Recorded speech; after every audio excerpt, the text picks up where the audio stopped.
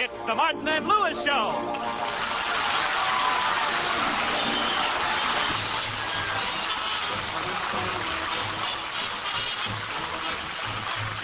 The National Broadcasting Company brings you transcribed the new Martin and Lewis Show. Our guest tonight, Bob Hope. And featuring Flo McMichael, Mike Roy, the Martingales, Dick Stabile and his orchestra, and starring Dean Martin. What a day this has been. What a rare mood I'm in. And Jerry Lewis. I don't get no music.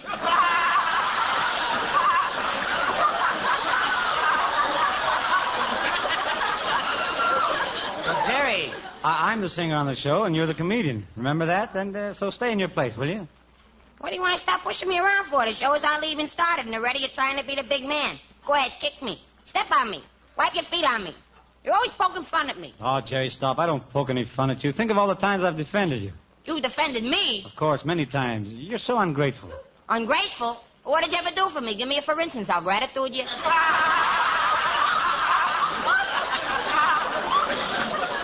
Bad enough I found out tonight that 70-30 isn't an even split. Let's get back to that 60-40. What do you say?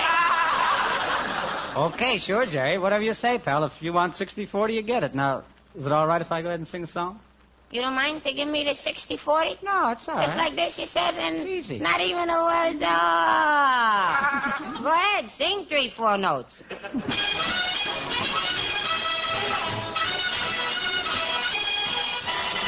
Pack up all my cares and woes. Here I go while I'm singing low. Bye, bye, blackbird. Where somebody waits for me. Sugar sweet and honey, so is she. Bye, bye, my blackbird. No one here can love and understand me. All the hard luck stories, they all hand me. So make the bed, honey, like a light. I'm coming home late tonight. Blackbird, bye-bye. No one here can love or understand me. All the hard luck stories, they all hand me. So make the bed, light the light.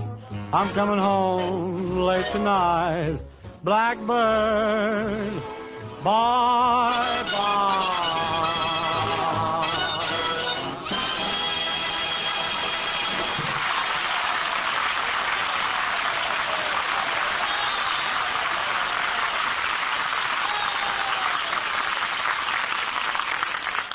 As you know, ladies and gentlemen, Dean Martin and Jerry Lewis are two young men who overnight have become the nation's comedy hit. And they're still rather dazed by it all. Now we take you back a few hours to this afternoon. We find the boys in their apartment getting ready, somewhat nervously, to go to NBC for their first radio show. Well, Jerry, this is our big day. We're actually going to do our first broadcast on NBC. Now, isn't that wonderful? Yeah, it's wonderful, Dean. Well, what's the matter? Aren't you happy about it? Happy? Oh, sure. Oh, buck up, Jerry. It's our big chance. Yeah, the opportunity of a lifetime. The greatest moment of our lives. We go down NBC, we walk out on a stage, and face all those people. And, Dean, Yeah. I wish I was dead. Well, it's the phone. It must be NBC again. What cowards we are. Why are we afraid to do our own radio show? After all, how big an egg can we lay? How big? Well, if we took a large hen and got it to hold back for 2 years. All right, Jerry, hold it.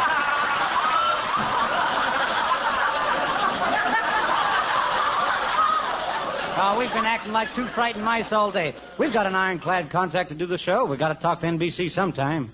You're right. I'm not a frightened mouse. Answer the phone. Oh, come on, Jerry, you answer it. Dean Martin, I will tell you why I will not answer the phone. Indubitably, that call is from NBC. And it is indubitably they want to know where the HECK we are because they are spending thousands and thousands of dollars and money to build a sensational comedy and musical extravaganza around us. And if they think we are that important, why don't they call us? Jerry, they are calling us. Who else could it be besides NBC? Who else? Well, it could be a wrong number, a quiz show. Hey, a quiz show. They give you money just for answering a few questions. Give me that phone. Hello, 1492, Marie Antoinette and sulfuric acid. Ship the money.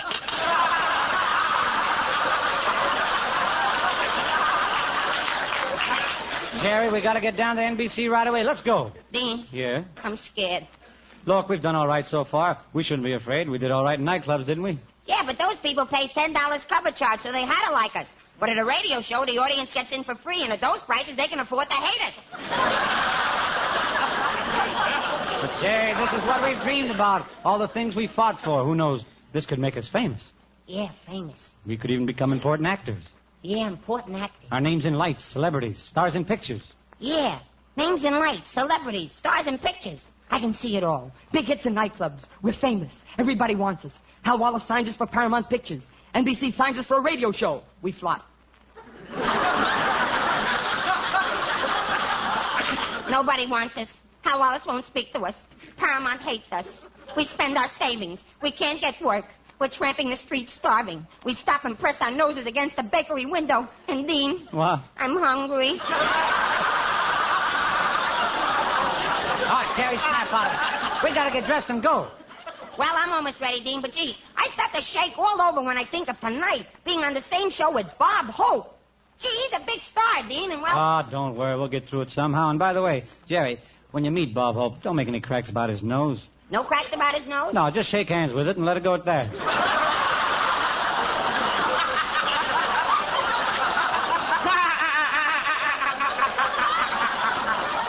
Shake hands with it. Hey, that was a sterling one.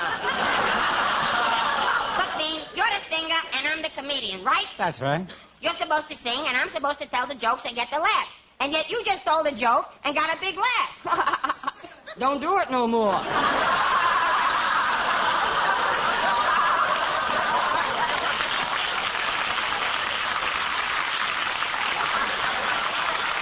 Come on, let's go down NBC. Oh, not so fast now. Let me take a look at you first. Stand up. Wash your hands. Yes, partner. Wash your face. Yes, sir. Behind your ears. Look, I'm just going to broadcast. I'm not going to get married. Anyway, what about you? Did you bathe? Well, of course. I take a bath every day. You take a bath every day. Well, of course. Oh, Dean, I'm so unworthy of you.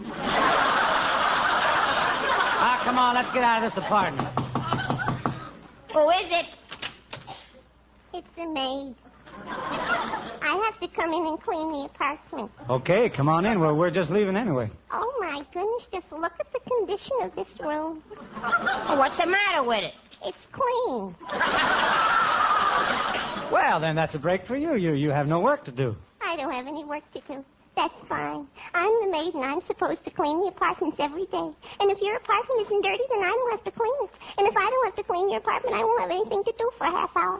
So I'll go out in the hall, and I'll light a cigarette, and the manager will smell the smoke, and he'll come up to me, and he'll say, "What are you doing smoking a cigarette in the hall?" And I'll say, "I haven't anything to do right now." And he'll say, "Why don't you clean the apartments?" And I'll say, "I didn't have to clean the apartments." And he'll say, "Oh, you don't have to clean the apartments, huh?" And he'll get mad and fire me, and all because your apartment is clean.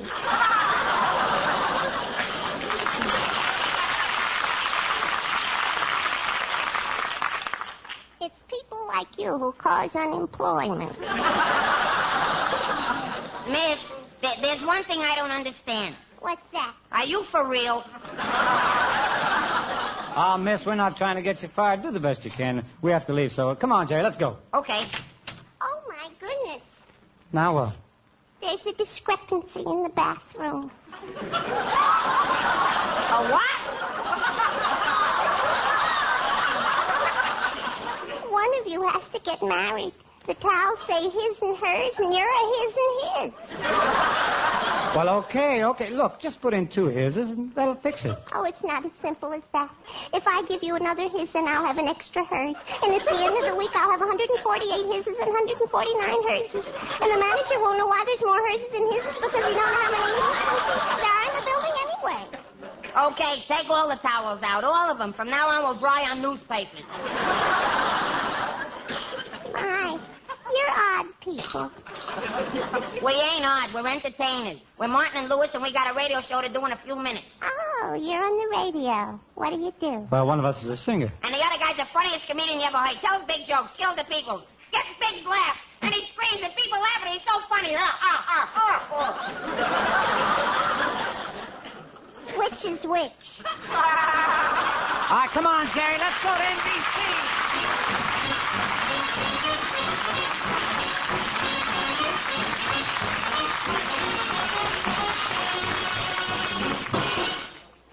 Folks, let me ask a question. What about your future? Will it be a secure one? Well, the best way to guarantee security and happiness is to make your savings automatic, and to be sure your savings are in an investment which is absolutely safe. So tomorrow, join the payroll savings plan where you work. Under this plan, a sum is set aside from each paycheck, whatever amount you decide. And as it accumulates, it is invested in United States savings bonds in your name. U.S. savings bonds, the finest, safest investment in the world today. You'll be astounded how quickly those bonds will pile up, ready to be used for an emergency. Meanwhile, they grow in value, year by year. So see about the part payment payroll savings plan tomorrow. Or, if you are your own boss, ask your bank about the bond-a-month plan. Either way is a sure way to a happy, secure future. And you'll be joining with 80 million other Americans who are already shareholders in the greatest country on earth. Buy United States savings bonds.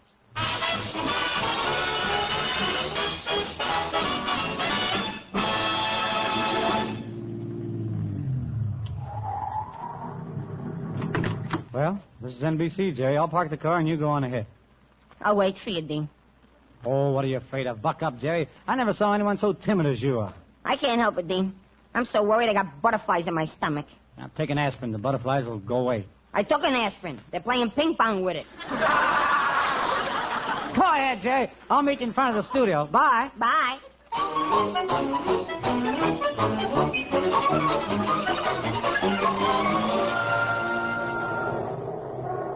All right, stand in line, folks, to the Martin and Lewis show. The line will move inside the studio in a few minutes. Come on, Myrtle. Let's get in line. All right, Louise. Oh, I just hope this Martin and Lewis show we're going to see is as good as Ladies Be Seated. You know, Myrtle, they've got the cutest comedian on Ladies Be Seated. Really? What does he do? He pulls the chairs out from under him. Oh, how ridiculous. You're always bringing me to these silly radio shows, Louise. Like that program, Life Begins at 80. What a foolish idea.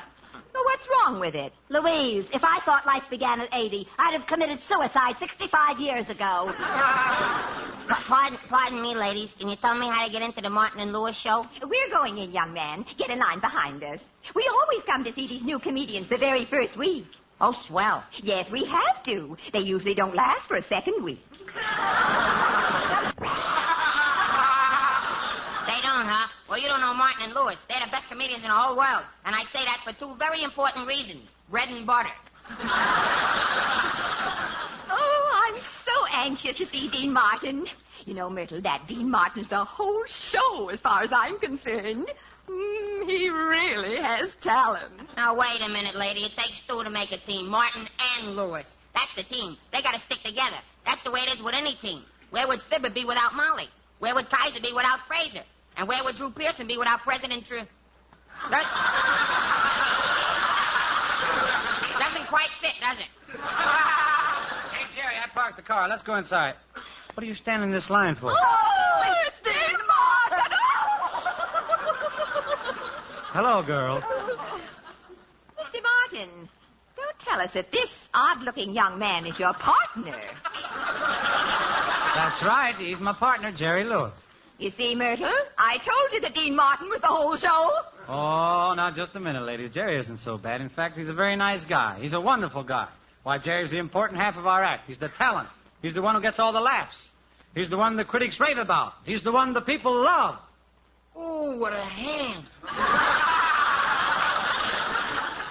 Well, I'm sorry. We have to go, ladies. Come on, Jerry. We've got to rehearse. What are you going to sing, Mr. Martin? I'd like to get you on a slow boat to China. It's a deal. Get the tickets and I'll meet you at the dock. Come on, Jerry. Let's get inside the studio.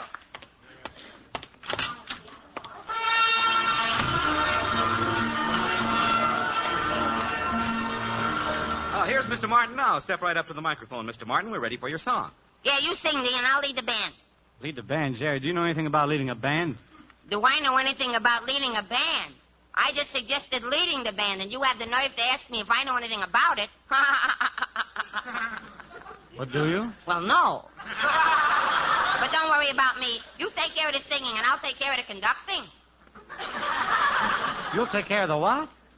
I said you take care of the singing, and I'll take care of the conducting. Why do you leave that last word up in the air? It's the end of a sentence. You're through with it. There's a period there. You don't need it anymore. You would say, I'm going to the corner, not, I'm going to the corner. I mean, who talks like this? Well, you talk the way you want. I talk that way because, listen. Okay, Jerry, if you're going to lead the band, go ahead and lead it. All right, men. 1, 2.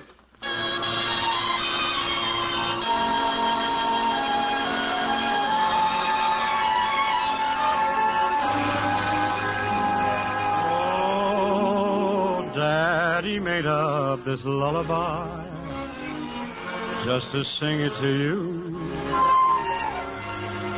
Soon as you learn this lullaby, you can sing it to your dolly too. Ta-da, ta-la-da, ta-la. Play peekaboo with a star. Hush by baby when shadows creep. Dreamland is not very far. Ta-da, ta-la-da, ta-la. Just like the angel you are. Rock-a-bye, baby, now you're asleep. Ta-da-ta-la-da, ta-la. Ta-da-ta-la-da, ta-la. Ta-da-ta-la-da, ta-la. Play peekaboo with a star.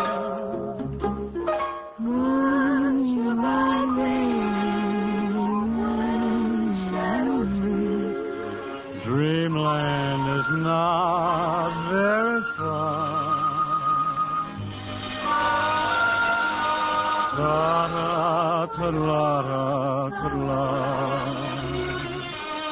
Just like the angel you are. Rock-a-bye, baby, now you're asleep. Ta-da-ta-la-da-ta-la. Ta-da-ta-la-da-ta-la.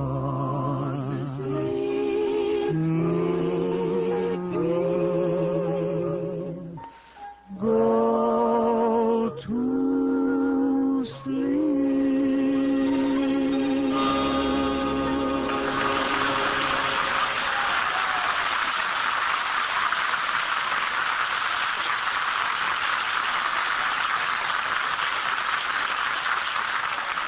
Ah, lovely, Dean. Beautiful. Incidentally, folks, Dean Martin has recorded that number for Capitol Records. Friends, a good education takes money. Lots of it.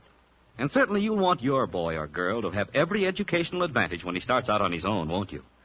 Well, to be sure, the money will be there when you need it. Start an educational fund now. Invest in United States savings bonds. They're guaranteed by your government. If they're lost, stolen, or destroyed, they'll be replaced without charge. And they grow in value until in 10 short years, you get back $4 for every $3 you invested. Now, that's real profit, isn't it? So plan a fund for your child's education.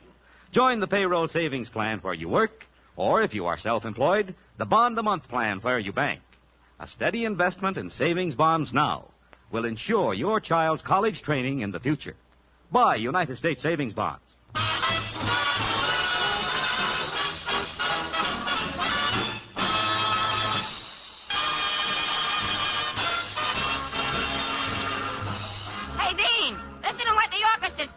Shouldn't do that. Well, why not, Jerry? Sounds like the Bob Hope show. Hey, Dick, come here, hold it. This is the Martin and Lewis show starring those two sensational partners. Bob Hope and Swan Soap.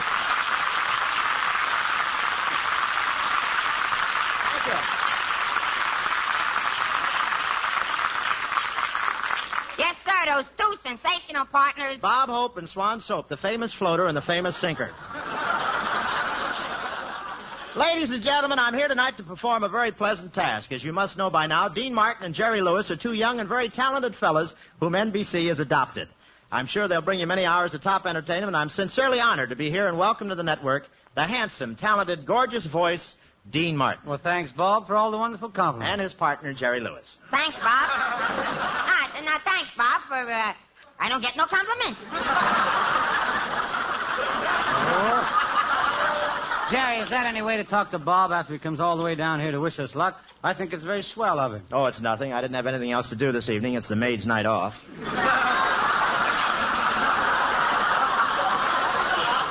But I know how it is when you're starting a new show. It seems like only yesterday that I was worrying about my radio program. In fact, it was only yesterday. Well, we really appreciate this, Bob. We figured we need plenty of help to succeed in Hollywood. Oh, I'm sure you're going to be very successful, Dean. Well, how about Jerry? Yeah, how about that?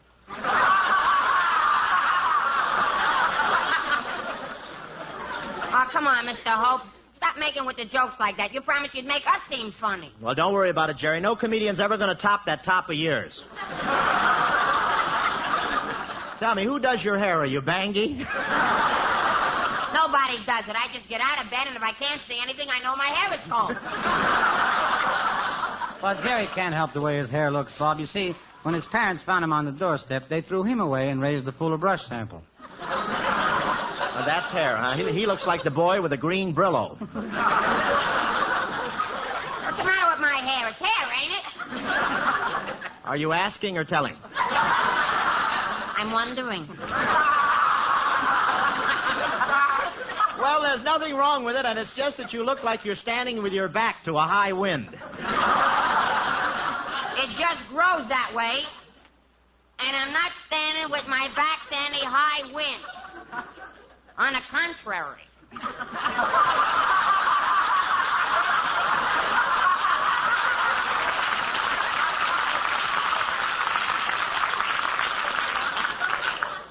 Look, Bebop.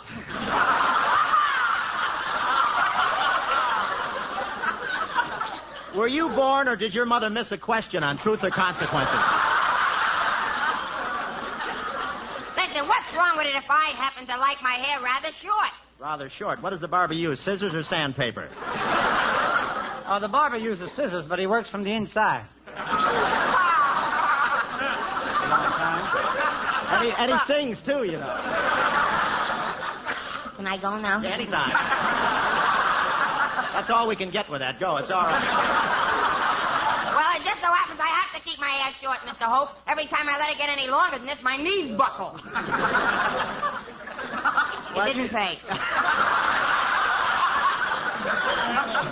Can I go now? Well, I want to tell you, you boys are going to be working pretty hard from now on, so, Jerry, you've got to build up your strength. What do you suggest, Mr. Hope? Put something in your pot, boy.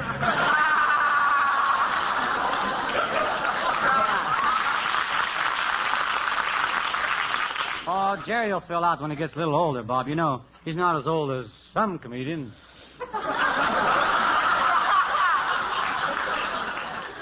Got another high wind here. Don't look at me when you say that, you West Point victimone. You're looking at a man of 31, you know.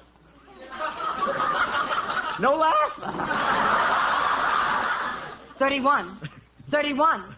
31. He keeps doing it till he gets a good reading. Wait a minute, Mr. Hope. I saw your birth certificate, and you're not 31. Jerry? Don't try to stop me, Dean. The birth certificate said born in 1910, and this is 1949. You're not 31, you're 35. Thank you, Joel Kupperman. Nice counting. Did you hire an income tax man this year, or are you leaving us soon? Well, you see how young he is, Bob? It was embarrassing when we were working in nightclubs. It was embarrassing? Yes, after we finished our act, Jerry would step up to the bar and order 3 fingers of Mead's formula with a pablum chaser. I know. The other night he was on my show. After every joke he told, I had to throw him over my shoulder and burp him.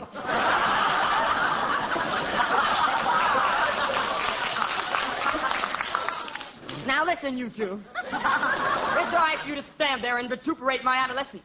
But I will have you know that Gerald Lewis is capable of exuding as much sophistry as anyone else.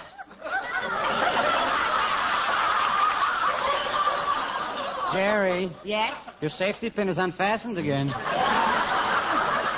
Yeah, and you can see the inside of your head. You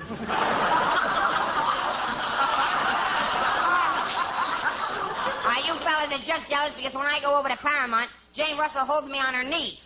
What do you think she holds me? Or? You peaked. You know, Bob, we envy you making pictures with all the big stars. Did you have a hard time getting started in the show business? Hard, Dean? Yeah. You know, one time in New York, I lived for 6 months on nothing but donuts. Every time I'd ask an agent for a job, I'd get so nervous I'd break out in powdered sugar. Fortunately, I had a partner who broke out in cold coffee.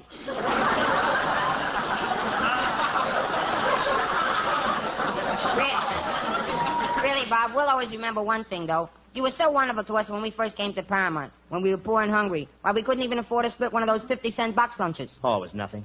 Nothing. You call it nothing, making us a special one for a quarter?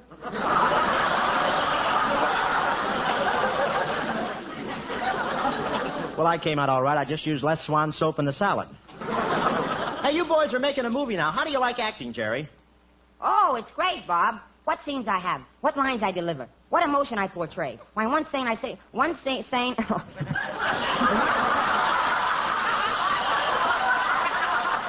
Start over. It's tape.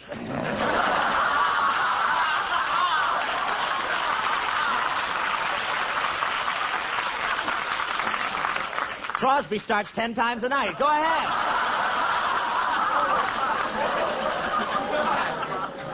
I better hurry. We'll be here till Christmas. All right. Why, yes.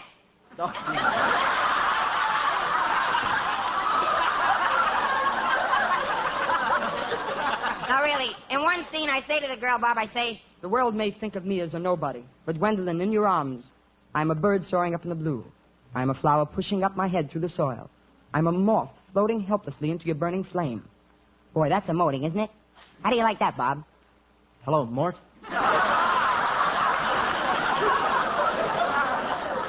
Jerry, tell me one thing. What's that? Are you for real?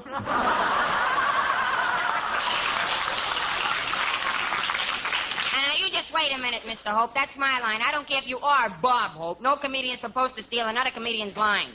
Okay, Runt. What are you going to do about it? Hello, Mort. Say, Bob, we saw you in a picture. No kidding. With Dorothy Lamour the other night. It must be exciting working with her. Oh, it's nothing, really. My Adam's apple ought to stop jumping any day now. How about that scene where Dorothy was dancing the hula? She started out slowly, but when she shifted into second, wow. You should have seen the part they cut out. She was in overdrive. You know, I bet that film is still flopping around on the cutting room floor. Yeah, I get the good one. Yeah.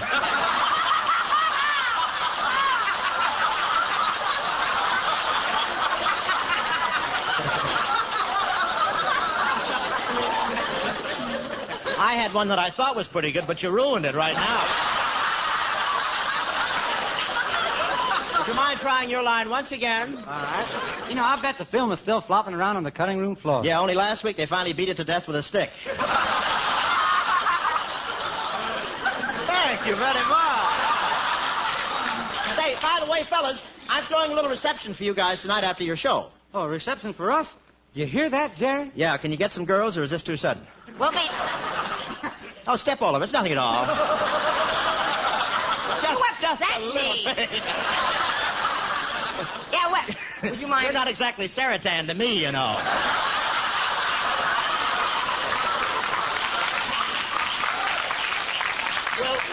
Will you please read Lampshade Head? No, I'm sorry. You can cut that line out, too, I guess, too, huh? Yes! Oh, my... We'll be there, Bob. The kind of girls we know nothing's too sudden. Bye.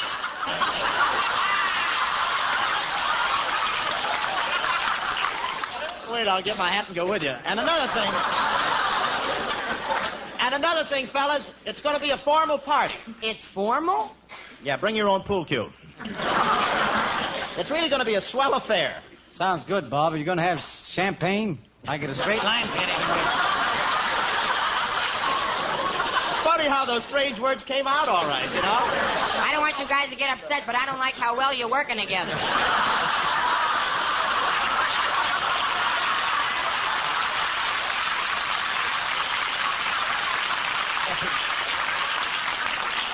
Don't worry, I can never match that hair. I'm having trouble growing it back here now. Would you mind feeding me again, if you don't mind? Sounds good, Bob. Are you going to serve champagne? No, I couldn't get any champagne, so I'm serving 7-Up and Coke. Nobody will know the difference. Wait a minute, Bob. No one would take 7-Up and Coke in preference to champagne. I would, but I'm only 22 years old. What do I know? This kid's really going to live tonight. At midnight, he'll be drinking Ovaltine from Margaret O'Brien's slipper. Well, it's awfully nice of you, Bob, to invite us. I'm sorry. Please.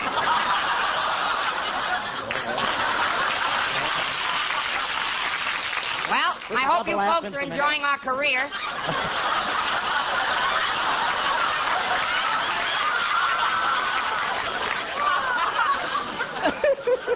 Well, it's awfully nice. It's awfully nice. I'll get this line in yet, boss. I hope you have it right when you get your chance. Go ahead. It's awfully nice of you to come over for our hour show. And to invite us to your party. Who's going to be there? We'll need an hour to hatch this thing. Where are we?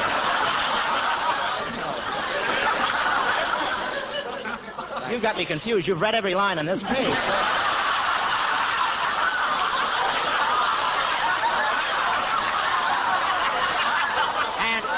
And after looking it over, you can have them. Now try this one. May I ask a question? I didn't get your name. Say,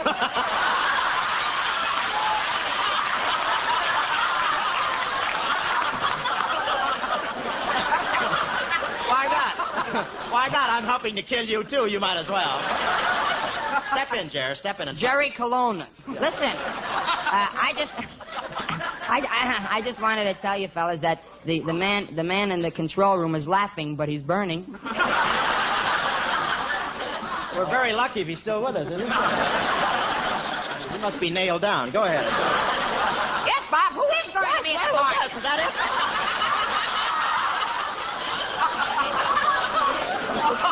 This may put Mortimer out of business, you know. What'd you say? I'm sorry, Dean. I didn't mean to ignore you. I just said it's awfully you nice. Sing like mad, don't you? Where would you say it? Right now, I wish I were singing. Look, it's awfully nice of you, Bob. Yes. There, that's you. To invite us to your party. Now, who's going to be there? Oh, I've asked a lot.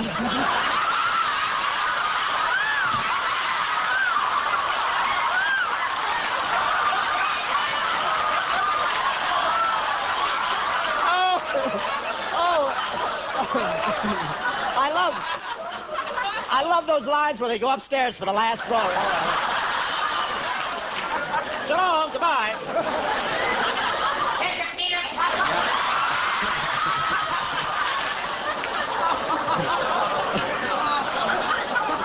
Nothing like getting a fresh start. I say, are you sure Abbott and Costello started this way?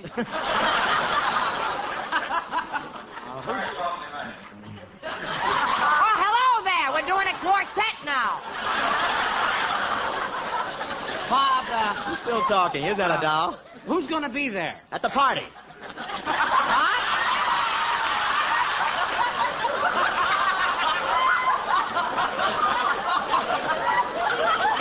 Oh, they're going to do a lot of... Here we go. All right, let's go. Well, I'll tell you. All right, why don't you read your line just for All tape? right. Well, it's awfully nice of you, Bob, to invite us to our party. Who's going to be there?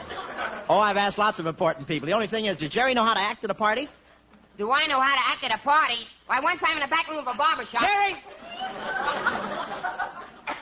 Ad libs get more. Mighty quiet here. I'm only waiting for the cue. I'm not moving, brother. Jerry, hold it. Wouldn't it be funny if this was an audition? Oh, CBS don't know how lucky they are. I was only thinking, maybe Jerry will be a little raucous. Raucous? Me? Don't ever worry about Jerry Lewis being raucous. I'll make more noise than anyone there. Look, Steel Woolhead. I hope you understand I've invited big names, people of refinement and breeding and culture. Oh, that's all right. Refinement and breeding and culture pour out of me like sweat off a horse's neck. He sounds like a peeping... You gonna pull another bladder, or are you through with that? Anyone from me? I didn't do nothing. Maybe when I'm in the business as long as you. I doubt if you'll make it. I'm trying. You're a sweet boy, that's all. Do you really think so? I do. That's why I'm here. I'm not really after him. Say,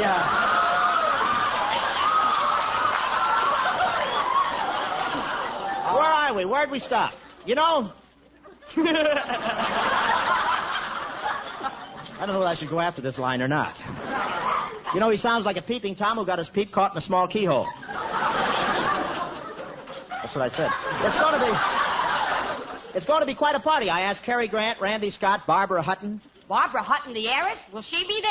Well, no, she can't make it, but there'll be several girls from her store. Hey, Bob, really, I'd like to have a date with one of those big movie stars like Barbara Stanwyck, Elizabeth Scott, or Diana Lynn. You think you can fix me up? Not enough. Just a minute, Mr. Hope. There's just one thing I'd like to say to you. Perhaps I don't look as good as some others with a physique, but it's arbitrary to me to piss for any one of those persons that shouldn't have... The cops are here.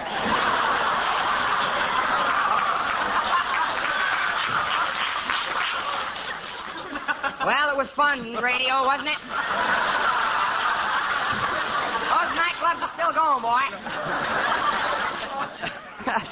Take it fresh, Jerry. Just a minute, Mr. Hope. There's just one thing I'd like you to... It's too close to the paper. I'd like you to know that people that have an opinion of someone that's got a physique like mine may not consider themselves more or less on the position that I am. Not of the... I've known many people that consider themselves, but not me. When I'm well enough to arbitrate, then I'm not sure enough.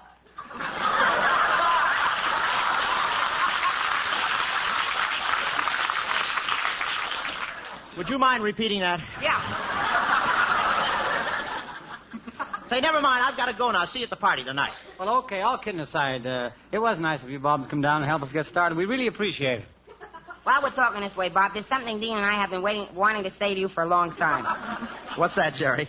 Well, Bob, we don't know what we'd have done without you since we arrived in Hollywood. You've always been willing to give us a helping hand when we lacked courage and confidence. There was always you to go to. We could confide in you when we feel blue and all alone in the world. We could come to you with our troubles. And, Bob... Yeah? You're the type of guy we've always wanted for a mother.